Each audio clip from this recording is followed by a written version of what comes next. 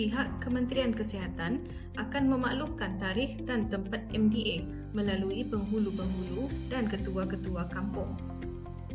Penduduk juga boleh mendapatkan maklumat terkini melalui banner yang diletakkan di kawasan masing-masing.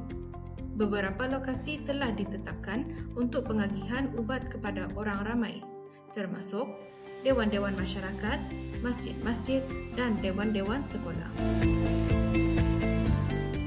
Terdapat 3 jenis ubat-ubatan yang akan diberikan untuk MDA, iaitu albendazole, diethylcarbamazine dan ivermectin. Kombinasi ubat-ubatan ini telah terbukti berkesan untuk menghapuskan cacing filaria selain membantu meningkatkan tahap kesihatan orang yang dijangkiti LF. Ya, ubat-ubatan MDA telah digunakan secara meluas di seluruh dunia untuk menghapuskan LF. Kajian telah membuktikan bahawa tiada kesan sampingan yang teruk dilaporkan.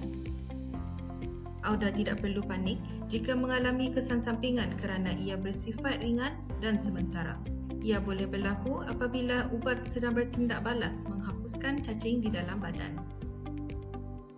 Antara simptom-simptom yang mungkin dialami, demam, menggigil, sakit kepala, pening, keletihan, sakit perut, mual dan bengkak ringan pada beberapa bahagian badan. Kebanyakan kesan sampingan akan pulih dengan sendirinya.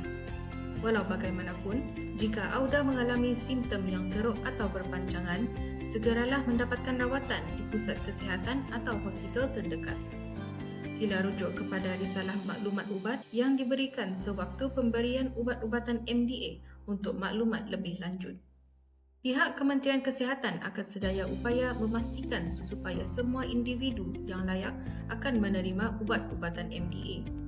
Perkara ini adalah penting bagi memastikan program ini mendapat liputan yang penuh dan tiada sesiapa tertinggal daripada mendapatkan perlindungan daripada penyakit LF. Auda boleh mengimbas kod QR yang tertera atau melayari laman sesawang Kementerian Kesihatan atau ikuti Instagram MOH Brunei. Untuk sebarang pertanyaan, Auda boleh menghubungi talian Darussalam di 123. Bersama-sama, kita boleh menghapuskan penyakit filariasis limfatik.